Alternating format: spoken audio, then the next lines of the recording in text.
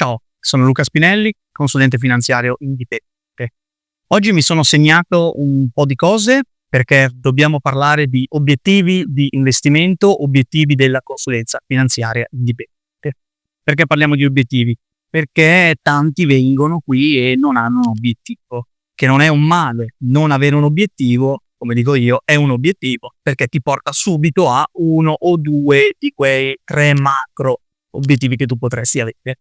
Quindi spieghiamolo, perché è importante avere un obiettivo, perché se io non so dove devo andare, io non posso arrivare nel punto in cui voglio andare, perché non so dove sia questo punto. Facciamo 2 esempi. Voglio andare sull'Everest, quello potrebbe essere un obiettivo, ma se io volessi andare in Corsica, ho un altro obiettivo, ho completamente un percorso diverso da fare. L'Everest è un percorso più lungo, per assurdo è un percorso fra virgolette più semplice se io ci vado con le mie gambe, mentre la Corsica sì è un percorso più breve, però potrebbe essere più complicato perché devo attraversare poi quando vado in Corsica mi porto poche razioni di cibo e di acqua e non devo prevedere il clima. Il clima, se io parto da Milano, Corsica bene o male abbiamo lo stesso clima. Diverso discorso se io come obiettivo ho quello di andare sull'Everest, devo tenere in considerazione un cambio di clima, quindi diciamo una sorta di volatilità cui mi espongo. Prima parto caldo e poi però quando arrivo sono freddo, e tanto più freddo quando mi avvicino alla cima dell'Everest. Quindi un obiettivo ci serve, non lo dice solo la legge ma lo dice il buon senso. Io devo avere un obiettivo, quando ho un obiettivo posso andare a fare un investimento, posso pensare a un portafoglio per vendere. Allora, noi oggi parliamo essenzialmente di strumenti finanziari, poi uno può raggiungere vari obiettivi utilizzando vari strumenti. Facciamo degli esempi pratici. Metalli preziosi, mi interessa l'oro, posso comprarlo fisicamente o posso utilizzare degli strumenti che replicano l'andamento dell'oro. Stesso discorso l'immobiliare, posso comprare ETF che replicano l'andamento immobiliare in maniera fisica anche, quindi proprio comprando quote di aziende che investono, costruiscono magari eccetera in immobili, anziché andare a comprare una casa e affittarla o ristrutturarla per venderla. Quindi il discorso generico a livello di sottostante, diciamo, ma molto concreto per quanto riguarda il macro e i micro obiettivi, che è la cosa che mi interessa oggi. Allora, io, come dicevo, ho tante persone che vengono qui e non hanno un obiettivo. Io ti posso aiutare a formulare un obiettivo, io devo aiutarti a formularne. Quindi, quando tu non hai un obiettivo, sicuramente in automatico tu potresti avere questi 2 macro obiettivi. Allora, io come macro obiettivo posso preservare il capitale, proteggerlo dall'inflazione, oppure posso accrescerlo. Questi sono i 3 grandi macro obiettivi degli investimenti, della consulenza indipendente. Quindi quando tu non hai un obiettivo, in automatico, diciamo, secondo me rientri nei primi 2, nel macro obiettivo della preservazione del capitale, non ho un obiettivo, e quindi cosa faccio? Preservo il capitale in attesa che io abbia un obiettivo un attimo più concreto. Oppure posso non solo preservarlo, ma anche proteggerlo dall'inflazione. Ricordiamoci, inflazione media in Europa 2% circa e qualcosa, inflazione media circa in Italia 1% circa e qualcosa. Quindi se io lascio i miei soldi 10 anni sul conto corrente, io magari ho perso 20%, il 10%, qualcosa di più. Ricordiamoci che l'interesse composto lavora anche negativamente, quindi se io ho il 2% di inflazione ogni anno, l'anno dopo perdo il 2%, ma perdo anche il 2% sul 2% perso l'anno prima, eccetera, eccetera. Quindi a botte del 2% lasciato ogni anno, io per 10 anni di inflazione non ci ho lasciato il 20%, ci ho lasciato di più del 20%. Quindi teniamo sempre a mente quanto pesante sia l'effetto dell'inflazione, ok? Quindi obiettivo numero 1, preservare il capitale. Che cosa vuol dire? Faccio un esempio, ho 100.000 euro, ho 1 milione di euro, non importa, un numero che vuoi puoi mettere. E questi soldi voglio che rimangano quelli, il valore nominale deve rimanere quello. Deve rimanere quello fra un anno, fra 10 anni, 100 anni, dipende dal tuo orizzonte temporale, ma l'orizzonte temporale segue il tuo obiettivo. Quindi finché tu non hai un obiettivo diverso, tu andrai avanti a preservare il capitale. Quindi 100 hai e tu 100 vuoi avere. Poi vuoi fare qualcosa di un attimino meglio, proteggerti dall'inflazione? Benissimo, allora in quel caso tu devi andare quantomeno ad avere un rendimento che copra l'inflazione. quindi magari se sei in Italia ti puoi accontentare dell'1,5, il 2 lordo, se sei in Europa qualcosina di più, magari arriviamo al 3%. È un esempio numerico basato sul nulla in questo momento, ma per farti un attimo capire gli ordini di grandezza. Se ho un'inflazione media europea del 2%, del 2,5%, ricordiamoci sempre che io sì, devo fare almeno il 2,5, ma lo devo fare netto. Quindi ho introdotto un attimo questo concetto per ricordarti che l'ordo netto poi è una cosa che ti frega molto quando vai a fare queste ragionamenti. Quindi non mescolare lordi con netti perché poi i conti non tornano. Quindi questa è la seconda macro categoria degli obiettivi che tu potresti avere in ambito finanziario e devi avere questi rendimenti. Quindi dopo vediamo un attimo quali strumenti potresti considerare senza entrare nel specifico. L'ultimo grande macro obiettivo invece è quello delle persone che vogliono crescere il capitale. Quindi io non voglio solo battere l'inflazione, io voglio magari fare tanto quanto il mercato, quindi voglio grandi rendimenti, voglio grandi volatilità. Voglio espormi alla volatilità perché io il rendimento lo faccio esponendomi al rischio, alla volatilità. Quindi entriamo nel dettaglio adesso. Appurato che, ripetiamolo, potresti avere questi 3 grandi macro obiettivi di conservazione, di protezione e di accrescimento, vediamo qualche esempio di questi micro obiettivi che stanno sotto questi macro obiettivi. Allora, un micro obiettivo di chi vuole preservare il capitale. Poi, in questo caso abbiamo già detto praticamente ho 100 e fra X tempo voglio ancora avere 100. Non ci sono altri micro obiettivi, il micro obiettivo coincide con il macro. Quindi cosa posso valutare? Posso valutare strumenti a scadenza ultra breve o breve, 0-12 mesi, esempio banale, che scadono fra un anno, bot italiani. Poi qui io vorrei aprire un'enorme parentesi per cui, non so, magari non è il massimo comprare strumenti italiani in ottica di investimento se sono la mia unica componente obbligazionaria per quanto riguarda la parte geografica, ma nel caso di periodi così brevi interessa relativamente. Diverso discorso se invece tu vuoi preservare questo capitale magari per 10 anni, quindi tu cerchi uno strumento su cui packaggiarlo per 10 anni, 20 anni, 100 anni, una generazione e dimenticartelo. Ecco, magari qui cominciamo a fare un altro tipo di ragionamento. Gli strumenti italiani magari non sono il massimo, perché ricordati che c'è un rischio geografico. Se succede qualcosa all'Italia, tu sì, sei parcheggiato su magari strumenti che scadono a breve o che magari sono, tra virgolette, a capitale garantito, un BTP italiano che compri a 100 e viene rimborsato a 100, ok? Ma se succede qualcosa all'Italia, non succede, ma se succede, diciamolo per pura teoria, e tu rimani con un pugno di mosche. In Venezuela chi ha comprato le obbligazioni venezuelane a 100 venezuelani, quando il Venezuela è andato a gambe all'aria, venezuelani si sono ritrovati con un pugno di mosche, simile all'Argentina. Poi c'è tutto un discorso, certo, di ristrutturazione del debito, eccetera. È uno Stato, sì, fallisce, ma non fallisce mai veramente nel senso stretto del termine, qualcosa si recupera, eccetera.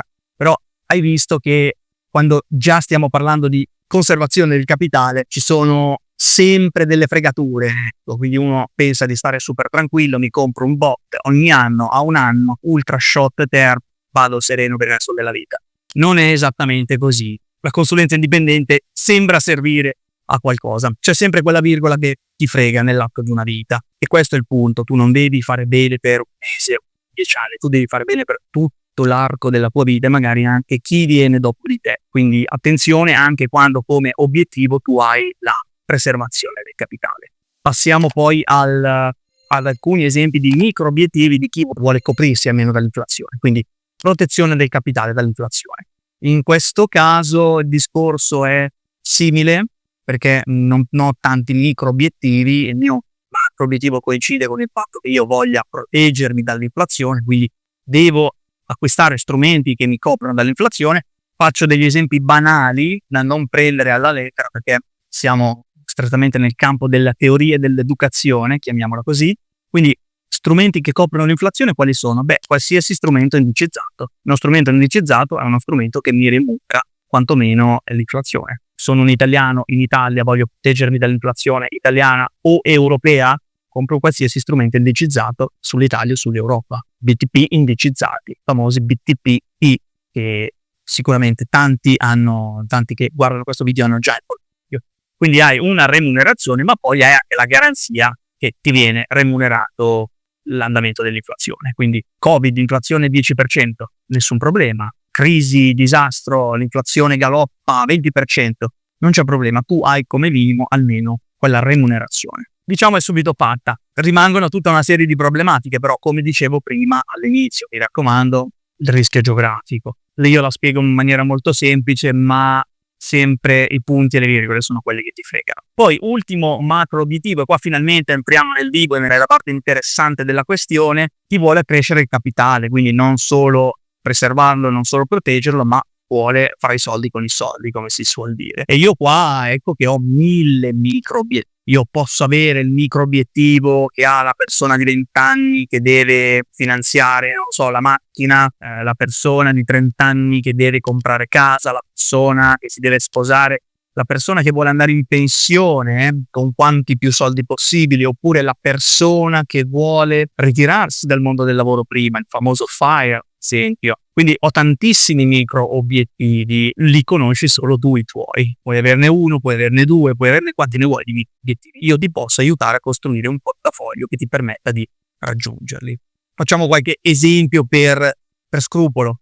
Se io ho un obiettivo casa e ho 30 anni e mi sono deciso a comprare questa casa nell'arco di massimo 5 anni, quindi mi metto a cercarla, però ho ansia, quindi dico come fra 5 anni, che se ne frega, però fra 5 anni io la voglio comprare, quindi hai 5 anni di tempo e l'obiettivo è la casa, ecco che arriva l'orizzonte temporale, hai un orizzonte temporale di 5 anni, però che ha seguito l'obiettivo, non è mai arrivato prima. Quindi in questo caso cosa puoi fare? Beh, sicuramente, o meglio, probabilmente, perché bisogna vedere qual è il tuo profilo, non comprerai 100% azionariato globale, magari non farai 100% il Nasdaq 100 a leva 3, perché hai una casa da comprare entro 5 anni. Quindi al massimo un consiglio che si potrebbe dare è quello di esporsi a strumenti che permettano di arrivare al massimo fra 5 anni nella maniera più tranquilla possibile. Quindi una grande parte di obbligazioni, oppure anche una grande parte di azionariato, ma magari non il 100%.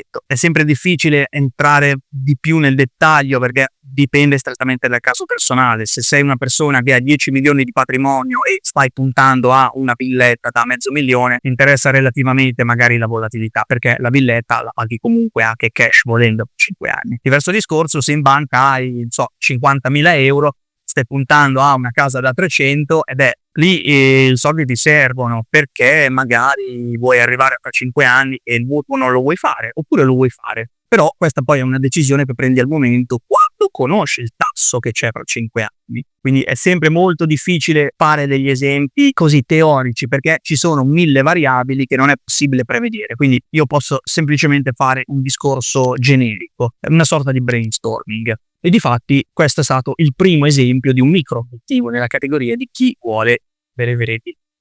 L'altro grande esempio, quindi completamente diametralmente opposto, è quello di chi vuole andare in FIRE oppure di chi vuole avere una pensione il più alta possibile. Quindi cosa fai? Vuoi andare in FIRE? Beh, sicuramente il numero uno risparmiare. E poi a livello di composizione di portafoglio io mi immagino che uno che voglia andare in FIRE sia disposto a correre grandi rischi, quindi potrebbe valutare un'allocazione 100% di azionariato. Discorso analogo, chi vuole andare in pensione, tu vuoi andare in pensione, hai 30 anni, beh, hai 40 anni di orizzonte temporale, ma di nuovo l'orizzonte temporale segue l'obiettivo, non lo precede. Io non dico che voglio investire per 40 anni, io dico che voglio investire per la pensione, mi raccomando, sempre teniamo a mente questo discorso. E quindi io per la pensione, in maniera simile al FIRE, magari non sono disposto a correre grandi rischi, perché comunque la volatilità non mi fa dormire, anche se ho 40 anni di orizzonte. Quindi storicamente io con 40 anni di orizzonte potrei stare molto tranquillo, quindi potrei dire ok, 100% azionariato, come uno che vuole andare in FIRE e ha una tolleranza, un rischio, una capacità di sostenere il rischio e volatilità altissima. E quindi uno che vuole andare in pensione potrebbe avere un portafoglio di questo tipo, 100% azionario. Però, di nuovo, ecco che entrano in gioco tutte quelle sfaccettature del tuo caso specifico. Vuoi andare in pensione, ma vuoi un surplus, un extra, ma ti interessa fino a un certo punto, la tua qualità della vita non cambia perché tanto hai 10 milioni alle spalle. Allora dormi tranquillamente la notte anche con un 100% di azionariato. Diverso discorso se sei un dipendente che non prende, non lo so, 1.500 euro, meno di 2.000. In Italia lo stipendio mediano mi sembra che sia sui 1.700, quindi una persona che soldi li mette via, però non vuole vedere grandi oscillazioni di patrimonio.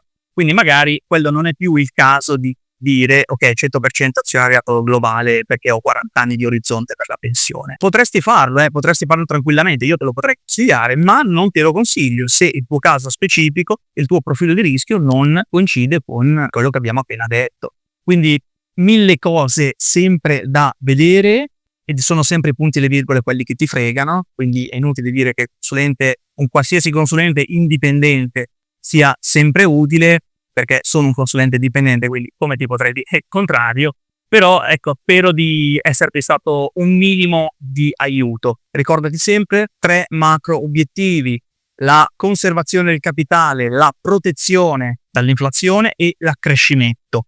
All'interno di questi 3 macro obiettivi, la conservazione e la protezione dall'inflazione hanno sempre lo stesso micro obiettivo praticamente, cambiano ovviamente gli strumenti e nel tuo caso specifico sempre cambiare la tipologia di strumenti, la tipologia dei pesi delle allocazioni, mentre per quanto riguarda chi vuole accrescere il proprio capitale, qua vedi come si è complicata la cosa, ci sono mila diversi micro obiettivi, però è importante intanto capire in quale macro categoria tu rientri. Quindi parti da qui, scegli una macro categoria, definiscila, capisci in quale macro categoria tu rientri, poi quando tu hai capito in quale macro categoria stai rientrando, allora ecco che puoi definire una micro categoria. Quando tu hai definito una micro categoria, sei pronto per costruire un portafoglio che ti porti all'obiettivo che ti sei prefissato. E questa cosa la puoi fare con un qualsiasi consulente indipendente, con me ad esempio, oppure la puoi fare in autonomia, cosa che ovviamente ti sconsiglio, ma ripeto, sono di parte, quindi come ti potrei dire, Asri. Questo è tutto, io ti ringrazio per aver visto il video, spero che il video ti sia piaciuto. Se sono stato utile lasciami un like, metti un commento se hai delle domande, scrivimi, passa a trovarmi Studia Lissone, la prima consulenza conoscitiva è gratuita, ovviamente non entriamo nel merito degli strumenti, ma non farvi problemi a scrivermi e commentare. Grazie, ciao.